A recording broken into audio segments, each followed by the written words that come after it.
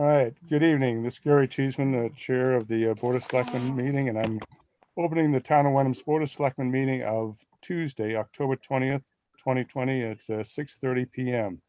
I have Jack Wilhelm and John Clemency with me as the other two members of the Board of Selectmen, Anthony Ansaldi as the town administrator, and Catherine Tinsley will be the recorder tonight. All right. So tonight we'll initiate public input. As the chair, I'd like to implement that again. It will be for a total of 10 minutes. Each Wenham resident will be allowed 2 minutes, which will allow for 5 total speakers, 5 total residents to speak. Public comments should be just that and not questions directed to individual selectmen or the board as a whole. As a chair, I will not be returning comment, and I ask my fellow selectmen to do the same.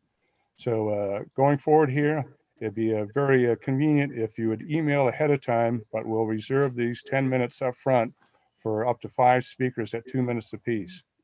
Having said that, we had made a previous commitment to 1 speaker tonight that may go a bit beyond the allotted 2-minute time. So here's some guidelines we'll be working with tonight.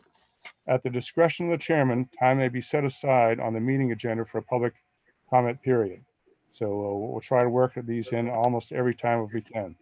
After being recognized by the chairman, the speaker will identify themselves by name, street address, and proposed subject upon which they want to speak. So essentially just the same as we do in town meeting. Please identify yourself and your street. Attendees can use their allocated time to speak on a matter affecting the town, on matters under the purview of the town. So don't want to get into state or to federal matters, whatever. Let's keep it just to the town. And let's not endorse candidates for office, endorse ballot questions, or discuss topics on ballot questions. That's kind of off the subject matter. And afterwards, after we hear the comments, the Board of Selectmen will not deliberate or vote on matters brought up during public comment period, but we may decide to add a matter that was brought up at a future meeting agenda. So if there's no further questions, or Anthony, the second page on this? That's it. That's it. All right. That's what I thought. So, Yep. Let's go ahead with a public comment. And Anthony, do we have anyone besides Alex wishing to speak tonight? So if anybody does wish to speak, if they could just put in the chat function your name, and then we'll identify you to speak. So if you want to start, Mr. Chair, with Alex, who's previously identified to you. All right. So Alex, we see you up on screen there, and why don't you go ahead with your public comments?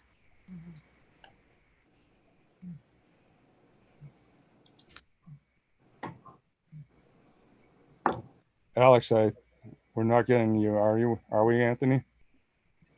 Alex, can you hear us? I can hear you. Okay. You can't hear me. Yes, we can now. You can. All right, go ahead, Alex. Sure. So my name is Alex Trepettis. I reside here at 18 Morgan Street here in Wenham. I'm here to speak on the topic of board appointments here in town. First, let me begin by thanking the Board of Selectmen for their time and allowing me to speak. I time my comments, they run about 4 minutes or so I'll try to get through them pretty quickly. I'd also like to take this opportunity to thank them for their many years of service to Wenham, and also to congratulate them on another successful town meeting last Saturday. I, for one, am looking forward to the next steps in the process of evolving the Board of Selectmen to 5 members and what a 5-member board can achieve, given all that we seem to accomplish with 3. I'm actually here as a representative of a group of Wenham citizens who on September 19th of this year delivered a letter to the Board of Selectmen. The goal of the letter was really to raise awareness around a handful of issues. Among them were the lack of public comment during the Board of Selectmen meetings, preventing access to executive session meeting notes, allegations of sexual harassment by one of the Board of Selectmen members. So Alex, let's get on to your designated topic here of for sure. And one of the items in the letter was the denying appointments to town boards without deliberation, explanation, or justification. The Board of Selectmen are allowing me to speak here today, so we appreciate them remedying the absence of public comment during their meetings. Of the remaining items, the Board of Selectmen have elected to focus on the board appointments as the next priority. while we as a group don't necessarily view this as the most pressing or concerning of the issues that were raised, it is that issue that I'm here to speak on today.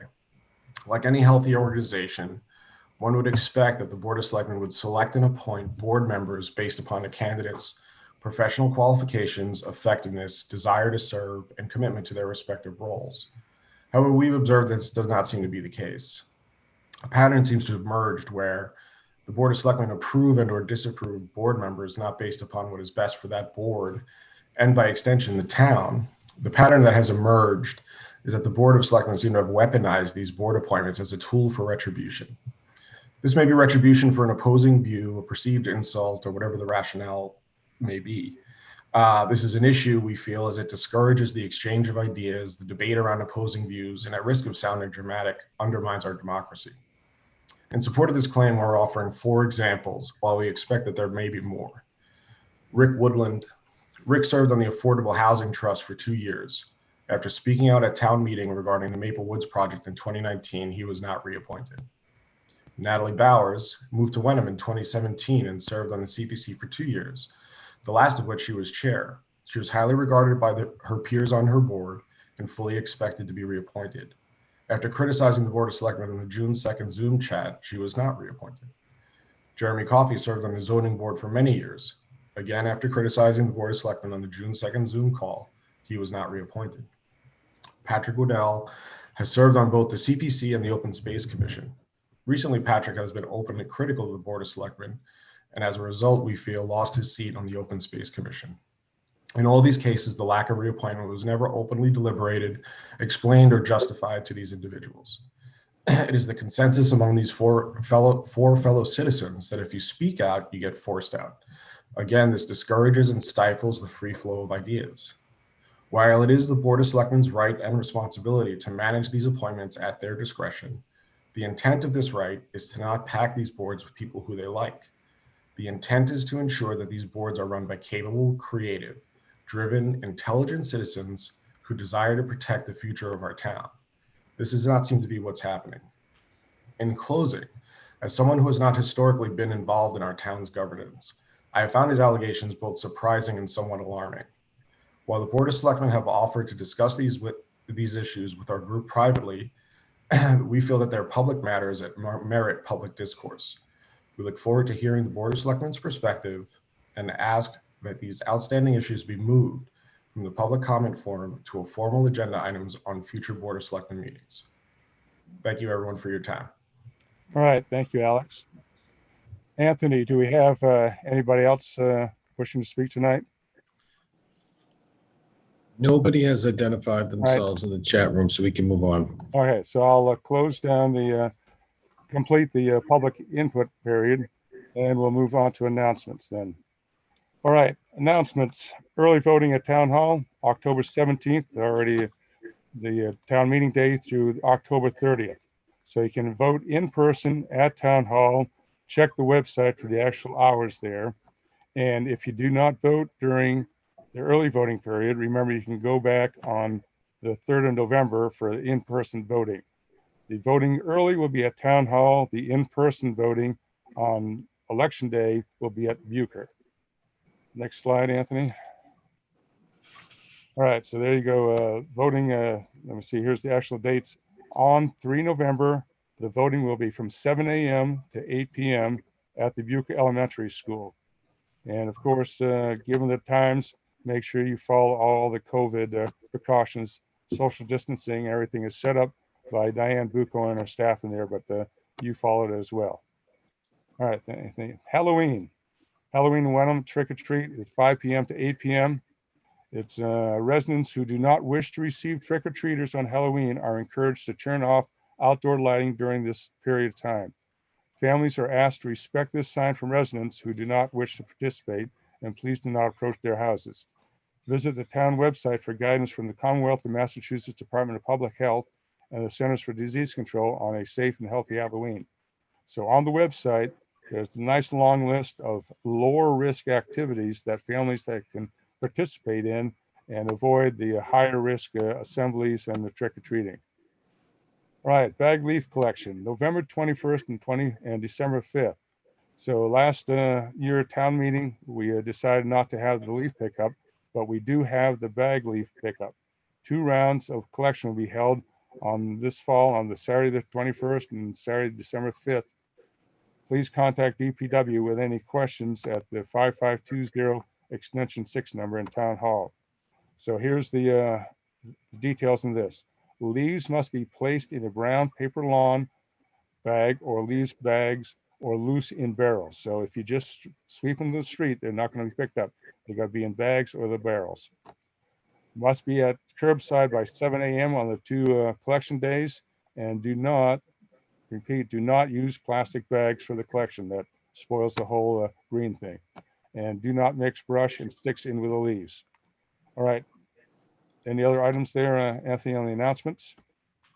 That's it, Mr. All Chair. right. All right, Anthony, town administrator report then.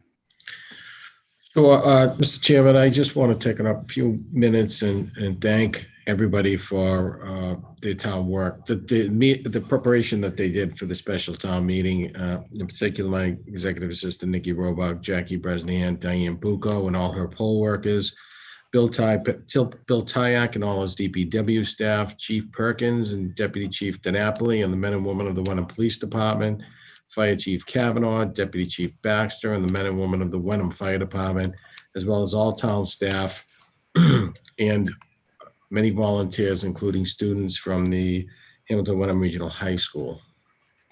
Thank you, Anthony. I got more. Yep. I'm sorry. I got a few slides here. All right. I just want to also report that we received notification from the Bureau of Justice Assistance that Wenham has received a grant in the amount of $44,500 under the fiscal year 20 Patrick Leahy Bulletproof Vest Partnership. The FY20 award will be used for National Institute of Justice compliant armored vests that were ordered after April 1st of 2020. So the deadline for the police to request payments from the FY20 award is August 31st, 2022, or until available funds have been requested. Awards will not be extended past the date, and any unused funds will be forfeited. Update on the Longfellow project update. Just want to say Jackie's done a great job in making sure that this project goes on. And she gave me a list of items that I just want to talk about so the residents are informed. So at the beginning of September, the Conservation Commission finished the notice of intent permitting the Longfellow Road and Ravine Repair Project. Once the permitting was complete, we worked with Weston and Sampson on the procurement process, and the bids were due at the end of September. The low bidder was vetted and the contract was awarded at the last selectmen's meeting. J.J. Phelan expects to begin tree work next week or the week after, and will be providing us with a construction timeline in the next week that we will share with you. The bulk of the project will take place in November and early December, with approximately 30 working days on site once the contractor begins. There will always be access to the road in case of emergencies, and someone from J.J. Phelan will always be on site to work with residents on access. The first billing for the project will be included with the first actual tax bills, which will be issued in late December. Any resident who wants to confirm the amount of the betterment and the method chosen for repayment, lump sum, 10 or 20 years, should call the Wenham Assessor's Office at 978-468-5520, extension 5. And the last thing, we have a couple of job postings that we're looking for a couple of good men and women to join our team in the highway department. We're looking for the mechanic, heavy equipment operator, and the heavy equipment operator group leader. So if there's information on those jobs can be found on our website or by calling the highway department at 5520 extension 6. And All that's right, it, Mr. Chair. All right, thank you, Anthony. And just want to echo the thanks to all the staff that worked on the town meeting. We're going to have a wrap up on the town meeting a little bit later in the agenda here. All right. Mr. Chair, I do have a question. This is John. Yes, go ahead, John. Okay, Anthony, it seems that there has been no communication with the fire department regarding engineering of the Longfellow Road. I don't quite understand how that. Well, I would disagree with that. I would Okay, disagree with that. I've been told by the fire chief that nobody has talked to them about it. Okay, well, I can have a conversation with the fire chief. All right. Okay. Why don't we do that? All right, consent agenda then.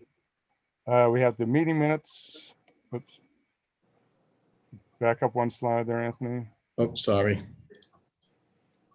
All right, so it's the open session minutes for September 21st, 2020, the September 22nd, 2020 minutes, the September 29th, 2020 minutes, and the October 6th, 2020 minutes, and the executive session minutes for September 22, 2020.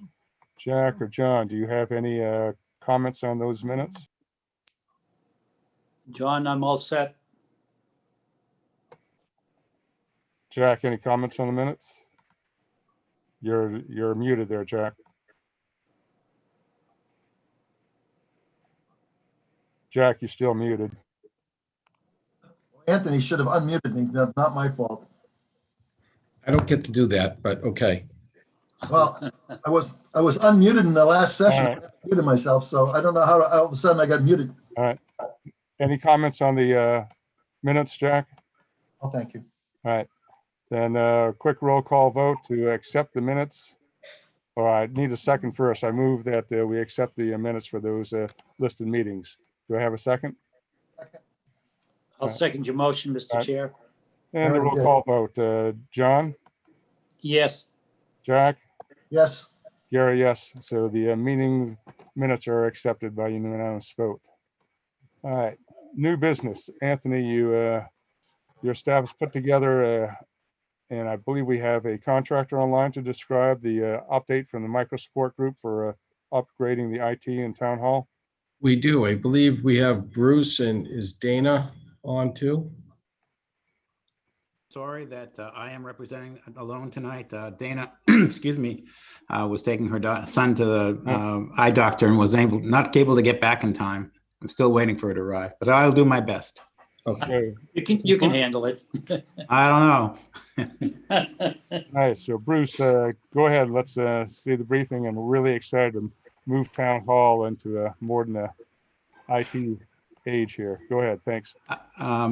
Yes, so essentially we want to upgrade away from the current email system, which resides on an Exchange server within the town's infrastructure. And we provided two different options. One is essentially to do the same thing by upgrading Exchange and putting it on an on-premise server again. We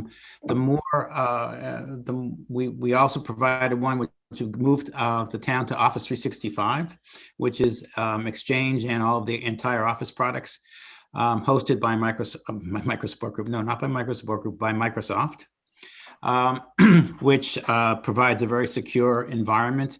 And it is essentially the direction that I would say 99.5% of all of our clients are moving to. It's always on, it's available, it's secure, and it acts just like it's just like email on the on-prem service using Outlook, but you can also get to it from any portal, any Exchange, any computer that's internet activated. The difference is on the Exchange server option, it's basically you are purchasing the software. So there's a server that needs to be purchased, there's software that needs to be purchased, and then it basically needs to be hosted either on the town's infrastructure, which it is now, or in a third-party hosting environment. We are one of those potentials, but there are a number of those that you can do it. With Microsoft Office 365, you were able to essentially dispense with their, excuse me, with the Exchange server option. There's a one-time purchase price, and then you own the application and can run it for no additional charge for however long you want to. With Office 365, there is an annual cost to it, and I think on the quotes we sent you, it's approximately. I'd have to look. I'm sorry, I don't have those in front of me, and I apologize. But there is an annual cost to it. Bruce, sorry yes, to interrupt. You could just tell me if you want me to switch any slides. Oh, could you have the quote side? Is that on a slide? I don't believe that we have that on a slide. We Oh, have look, this. there we go. Thank you. Okay. I apologize. This is wonderful. You're getting the second team tonight. So anyway, We'll keep them laughing, right? yeah, we'll keep them laughing no matter what. So if you look on this slide, the right-hand slide is the purchase option essentially. It works out to be approximately 40 some odd $1,000 once it's all said and done. And then you will own it. And then the only ongoing cost would be, maintenance and support. With Office 365, depending on, there is two choices. The G1 that you're seeing there is essentially just email. It is 8,000. No, it's not 8,000. It's $8 per user per month. And that is the total cost of that. The G3 option includes all of the Office Suite products as well. Word, PowerPoint, etc. And the beautiful part of either of those options is once you are hosted by Microsoft, then and it's continued to annually pay the fees, then you're constantly allowed to keep upgrading the software and stay on the state-of-the-art software. Again, it includes all hosting fees. The one thing, can I flip the next slide? Is there another slide? Let me see what I'm supposed to be talking about.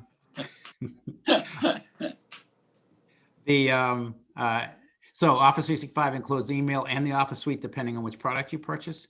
It's always on the latest version of Office, which I was just saying, can tailor the number of users and licenses to the number of users. So, it's going to be, if you start with 10 people on Office 365 and you hire 5 more, all we need to do is buy 5 more licenses and they're off and running again. All applications in one place. I'm not sure what that means exactly. And then you have the high level of security and availability in the Microsoft Cloud.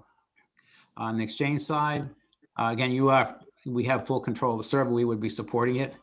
It's a one-time purchase instead of an annual subscription. And again, we are supporting it. She also put in there, so the top part is if you host it on premise, which would be in the town's infrastructure, IT infrastructure. You can also put it into we have essentially a cloud as well, into our cloud where we control, we have full control of server and email. It's very similar. It's exactly similar to Microsoft option, except we host it more locally. The big difference between, and that isn't highlighted, the big difference between Office 365 and in the cloud or in our cloud or in Microsoft Office 365 is that if we put a server on premise, for example, in your infrastructure, and I know that there are availability of generators and that sort of thing, but if there are power issues or if there are internet issues or access to the buildings are impeded, then there is a possibility of mail going down.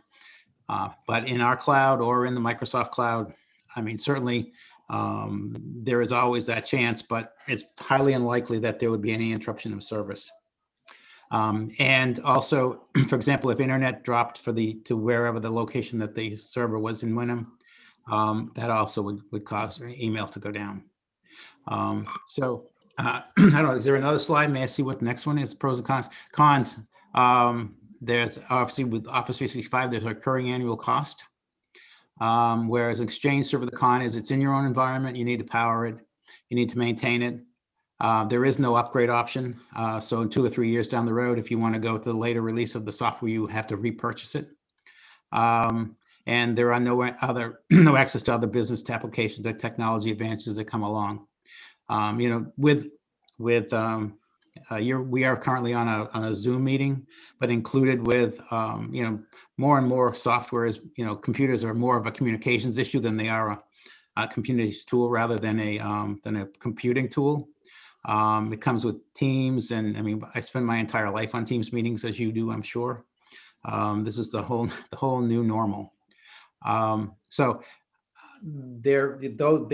that's for your kind of to think about which direction you want to go in. But in all of those opportunities and all those chances, you are going on to the latest release of the software. We would also make some recommendations in terms of security. I don't know, is there another slide or am I done? It's our recommendation the town of Wenham move to Microsoft Office 365. If I can make a little editorial comment, 4 or 5 years ago when the Office 365 started, and there was an annual cost to it, I always had figured that there had to be a break point where bringing Exchange into your office had to be more cost effective than Office 365 because because you have an annual cost with that. And the more I calculated, the more I looked at it, I could not come up with a scenario, whether it was 10 users or 50 users or 500 users, where Office 365 is not more cost effective. Office at that time, 5 years ago, Exchange was a very big part of our business. So it was interesting to come to that realization. You can operate more efficiently in a highly secure environment. We would recommend moving to including with this, excuse me, in either event, multi-factor authentication, so that the software identifies either you personally or your device directly, so that it keeps hackers from being able to access mail and create havoc. And because the town has just procured new laptops, it's an excellent time to move, because you're to the suite, because you don't have all the possible applications on the current servers. Is there another one? Or I think I may be done. Yay, I'm done. So I'm not sure, Anthony, should I ask for questions, or should I just mute myself and move on? Yeah, sure, of the board, if they have any questions. John, anything? Yeah, I have one question. It's pretty fundamental. Bruce, first of all, it's been nice working with you outside of town hall. So Thank you. you come very highly regarded from my point of view. But the biggest concern I've always had with any computing system is security. Yes, sir. And in this case, I can somewhat mirror Jack over the number of times we've talked about security from a computer point of view, and that is hackers from national and international. Though we are a very small community, can you give both the board and the residents a vote of confidence as to how secure you're doing our business with you and the security you're providing? Security is a moving target for sure. There is no guarantee that that anything is perfectly secure. It's very easy. We're actually working with a client right now that one of their employees downloaded something from the cloud and caused not a terrible amount of havoc, but some havoc. And there's really very little you can do about that. There are things that we can do. Multi-factor authentication is one of them. Tightening down the firewalls. I believe we have your firewall so that really the traffic, we can only get traffic from the United States, and we can block traffic from all over from their various countries and that sort of thing. So I believe, and the town is pretty well locked down in terms of, in general, so that it's pretty difficult, and again, for anyone to get through the security of the town. And I know we did talk about that a while ago in a meeting. And Anthony has, been working toward making sure that the town is safe. Does that answer your question, or are you looking for what else? Yeah, I think that's, again, I'm far from an expert in any of this, but safety and security have always been my top criteria of concern, managing large properties and town thing issues and so forth. So, I have a lot of confidence in you and your operation to guide us very thoroughly. Thank you. Yeah, I think the town is in pretty good shape. There's some things we should look at, probably doing a vulnerability assessment would be appropriate. Usually we should do one of those once a year. Things like, privileged accounts like administrator accounts that some people might have, making sure that we know who has all of them, making sure that we can tell us, for example, if there have been failed logins, which would be an indication of people trying to beat their way into your system. There's a number of things. So it would be a good test to run. Yeah, an annual test, I think, is Yeah. one of the better. There's no cure; it's prevention. It's really once it happens, it happens. That's why I mentioned Jack, because he's been responsible for major hospital systems, and I can only imagine what it must be like to try to guard those systems. Yeah, one of the things we'd like to do also is check in is we have virtualized your system. We make backups of the virtual machines themselves. And also we send your data off to our third-party cloud, SolarWinds. So all the file and folders go in one direction and the virtual machines stay in another place.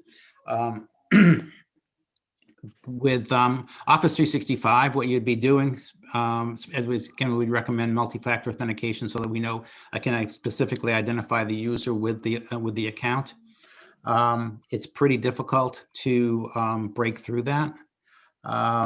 So I think, those are the things I'd like to recommend, maybe take a look at. I know Tom's been good. So we will do that. Our trust and confidence is in your hands, sir. Oh my goodness. Thank you very Even though much. you're the second line. I am the second line of defense. That's correct, sir. Thank you, Jack. Any comments, Jack? Yes, I highly recommend and endorse the Office 365. I also highly recommend the vulnerability assessment. We should be doing that once a year. It's extremely important. Ransomware, everyone is familiar with ransomware. They're targeting small towns and hospitals for that, and it's all over the country. And if we don't do that, shame on us. All right. Yes. So, Anthony, we have a motion here, or what's our timeline for procurement? No, there's not. We're working with Bill at Microsupport, and what we're looking to do is using some of the CARES money to make the transition, and then the remainder of the cost, the subscription base, would be picked up by what we already have budgeted for. So all of that, I believe, is going to end up, by the time we're done in bits and pieces, will be under $10,000. But I'll get back to you if we need board approval on anything. Well, clearly a consensus of the board is the Office 365. So we're going that direction. And yes, if you'd report back, Anthony. Yeah, and that was ours as well. Right. That was ours as well. Yeah. All right. Well, thank you, Bruce, for your timely and second place, I guess, backup description tonight. Well, thank you for having me. If you have any further questions, please contact me whenever you have time. Thank you very much, and appreciate the invitation. Take care. Good night now. All right, Anthony, we got the new business gift and donation acceptance, Council on the Aging. So, Yes, so we have here it goes. So this was offered up a gift from Marissa Bartlett of a copier printer donation, and we read that the business has gone virtual over there that she's associated with, and this is surplus to them, and we want to provide it free to our Council on Aging. So we need a formal motion to accept this tonight, Anthony. yeah, Jim Reynolds is on in case right. there's any questions. Any questions, John or Jack, on this? No, Very generous donation. other than to say thank you very much. All right. Yeah, Anything, Jack? No, I'm fine. All right, then let's move that the Board of Selectmen accept the gift of a copier printer valued at $2,000 from Marissa Bartlett for the Council on Aging. And again, thank you very much, Marissa Bartlett. Do I hear a second? I'll second your motion, Mr. Chair. And the vote, John, Aye. Jack, Aye. Gary, aye. So that gift is received and voted on, and thank you very much. Okay, I think, John, you up here with the soft recyclables? Yes, apparently our contract is up for renewal from regarding the soft recyclables, or in layman's terms, the pink bags that we see all over the place, and I've used them quite heavily myself recently. Anyway, so I'm going to read a motion. Right there. Where did it go? Okay, I move that the Board of Selectmen to approve the contract with Simple Recycling, Recycling Massachusetts LLC for a term of October 3rd, 2020 through October 3rd, 2021 at no cost to the town of Wenham. Any comments, Jack? No comment. All right. Do I have a second? Second. All right, any other questions? Hearing none. All those in favor? Aye. Aye. John, aye. Thank you very much. And I think this has been, Anthony, do you have any way of guiding us as to how much poundage or volume there's been from the town? So the vendor has indicated that it's heavily used in Wenham. I don't know if we have a poundage report. I don't know if Nikki can get that, but he says our residents take advantage of this program. Nice. Okay. Well, that's good to hear. If there is some volume, that's fine. If not, it's good to hear that we're contributing heavily, and that means people are buying new clothes and cleaning out the closets and attics. Very good. Thank you, everybody. Okay, next item up is the discussion regarding the draft Wenham Human Rights Commission policy. So this past summer, a local coalition came forward. We've been working on a draft policy for establishing a new committee that will be advising the Board of Selectmen. Gone through several revisions. The main points that we've arrived at is this board will be composed of 7 members, which will be the chief of police and 6 town residents at large. There was some discussion as to making some of the positions specific to particular groups or entities in town, but the feeling that we arrived at finally is that we'd have a much better chance of getting fully qualified, fully enthusiastic participants if we left it open to the full town rather than designating slots to particular housing or age groups. So final draft, as you can view online, is police chief or his designated alternate, and then 6 members of the public at large.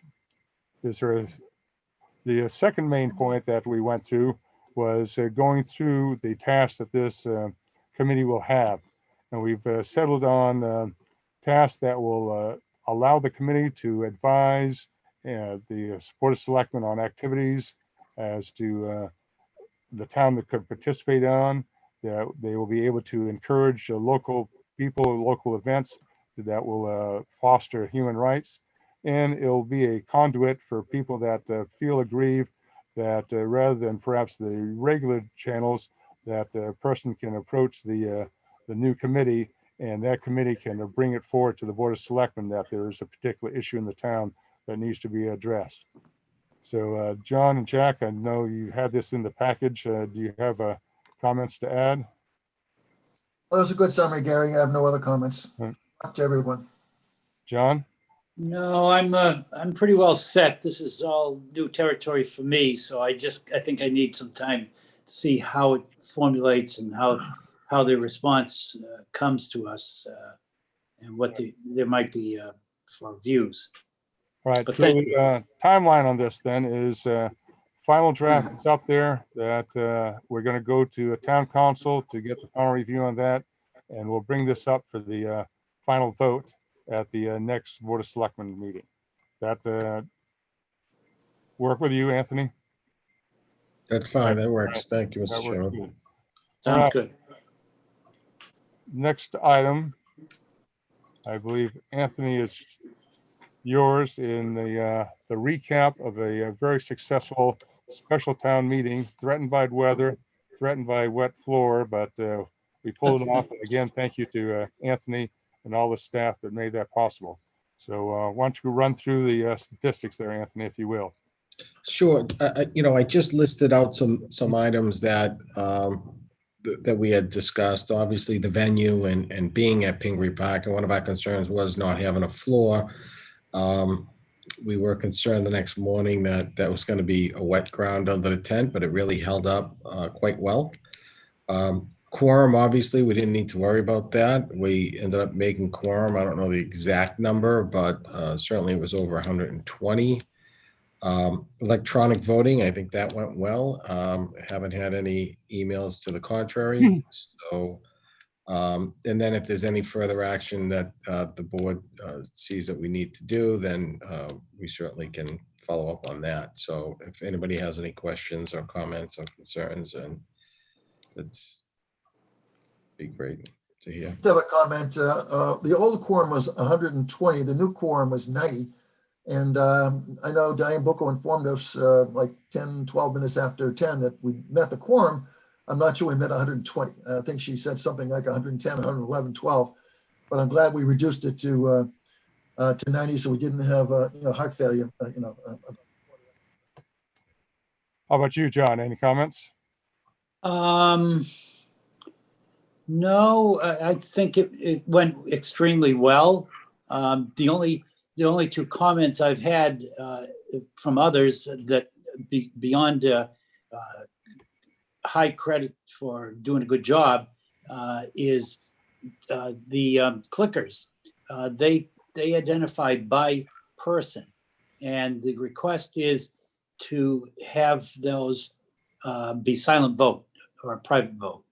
Is that possible, Anthony? It's possible. We set it up pretty much the same way that you used to voting. You raise your hands, everybody can see what how you voted. So Yep. we set up the clickers for the same way. I think if you wanted to go with what some others have raised concerns about that being a secret ballot, I think that further discussions would probably need to be had. Okay. Yeah. The only other comment was numerous people said, Anthony, you forgot to turn the heat on. We tried. At least we didn't. I could hear Jack's knees knocking together. Yeah. So yes, Anthony, I think the electronic voting obviously went very well. I think it was enthusiastically received.